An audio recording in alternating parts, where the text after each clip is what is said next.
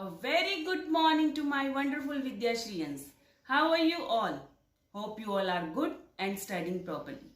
Welcome to your social science class with your teacher Jyoti Arya. Children, today we are going to read chapter number 11 from the history part, that is the struggle for independence. In our previous chapter, we already read that the 1857 revolt was suppressed, but it lit the flame of nationalism in the hearts of the Indians.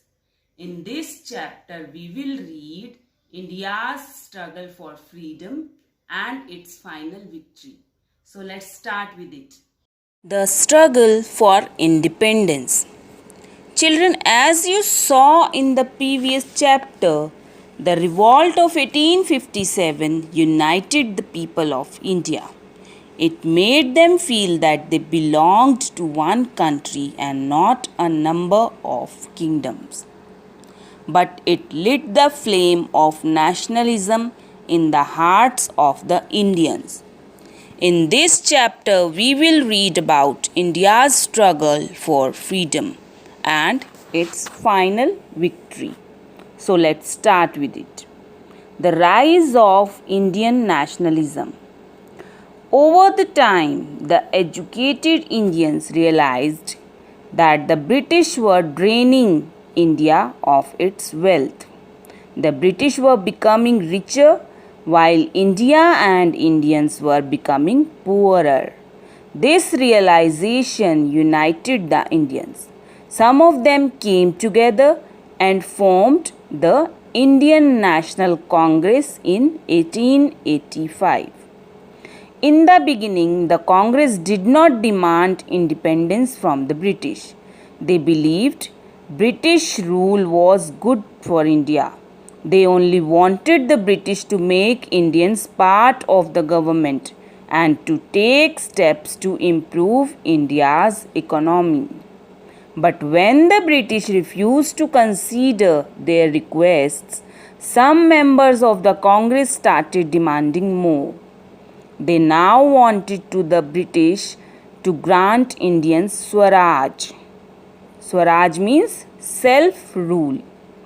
Their fiery speeches and writings led to the growth of nationalism in India and encouraged many Indians to join the freedom struggle.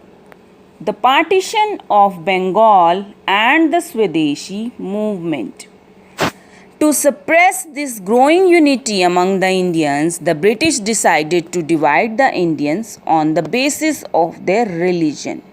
They divided the state of Bengal, which was the main center of the nationalist movement, into East Bengal for the Muslims and West Bengal for the Hindus. The Indians strongly opposed the partition of Bengal. The Congress started the Swadeshi movement in 1905. Swadeshi means of one's own country. People stopped using goods made in Britain and started using made things only in India. The British gave in and in 1911 they reunited Bengal. Activities of the revolutionaries. Several young Indians were willing to take up arms against the British and sacrifice their lives for the freedom of their country. They were called the revolutionaries. Barin Ghosh, Khudiram Bose, Chandrasekhar Azad, Bhagat Singh, Sukhdev, Rajguru and Udham Singh were some of the prominent revolutionaries. World War I and after. World War I broke out in 1914 and many Indian soldiers fought on behalf of the British. The Congress thought that this would make the British grant them freedom. But instead, the British became harsher towards the Indians and imposed more taxes to recover the losses they had incurred in the war. Gandhiji leads the nation. In 1915, Gandhiji came back to India from South Africa. He was invited to join the Indian National Congress and join the struggle for independence. Within a few years, he became one of the main leaders of the Indian freedom struggle. He was loved and revered by the Indian masses. Under his leadership, this movement spread to every nook and corner of this vast country. The Rowlatt Act and the Jallianwala Bagh massacre in 1919. As the freedom movement spread, the British passed the Rowlatt Act, which allowed the British to arrest anybody they suspected without trial. That means presenting the case for judgment in a court of law. Gandhiji responded by the asking Indians to use satyagraha. Satyagraha means non-violent or peaceful protest. Thousands of Indians joined the movements and non-violent meetings. Demonstrations and rallies were held across the country. At Jallianwala Bagh in Amritsar on 13 April 1919, several people gathered to protest against the Rowlatt Act. British soldiers arrived and, at the orders of General Dyer, shot at the unarmed crowd. Many died. The country was shocked. In protest, Rabindranath Tagore, the author of our national anthem, renounced the title of knighthood conferred on him by the Queen of England. The non-cooperation movement.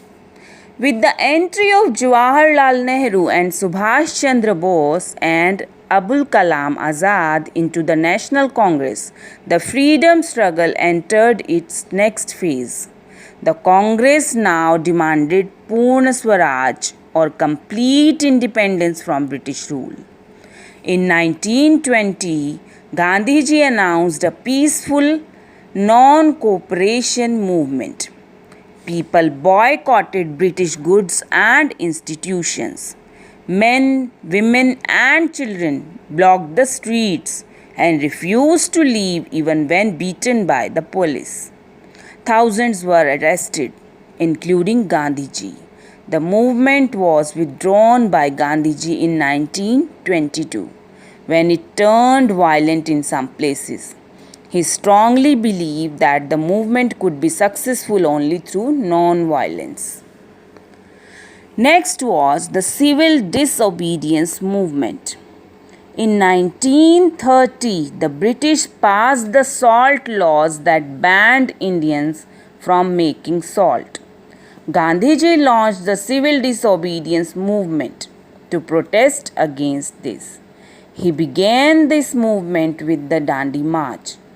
He walked with his followers to the sea at Dandi, where he broke the salt law by making salt from the sea water.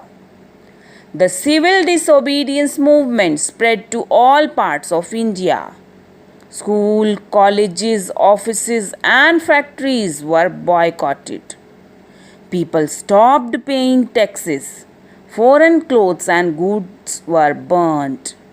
The British responded by lathi charging the protesters and putting them in jail. But the people continued their peaceful protest. This mighty yet peaceful struggle for independence grabbed the world's attention. The Indian freedom struggle had entered its last and final stage. World War II and the Quit India movement. The civil disobedience movement forced the British to pass the Government of India Act in 1935. Indians were now allowed to participate in elections and form governments. But these governments had no real power. In 1939, World War II broke out. The Indian leaders declared that the Indian soldiers would help the British fight the war only if India was given freedom. The British refused. In anger, the Congress launched the Quit India movement in August 1942. Under the leadership of Gandhiji, they asked the British to leave India immediately. Gandhiji and the other leaders were arrested and violent protests spread all over the country. Demand for Pakistan. In 1940, Muhammad Ali Jinnah, the leader of Muslim League, declared that the Muslims wanted a separate country, Pakistan. Gandhiji and Nehru, however, were against this.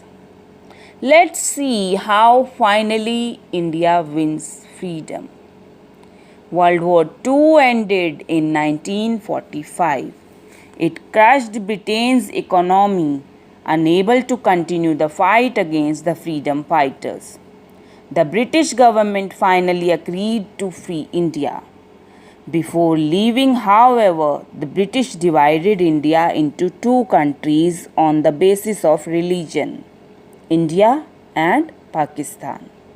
And thus, after the centuries of foreign rule and years of bitter struggle and suffering, India finally became an independent country on 15 August 1947.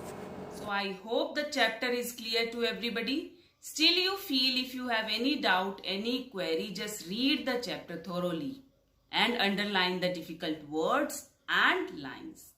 Okay, till our next video come, take care, stay safe. Goodbye everybody.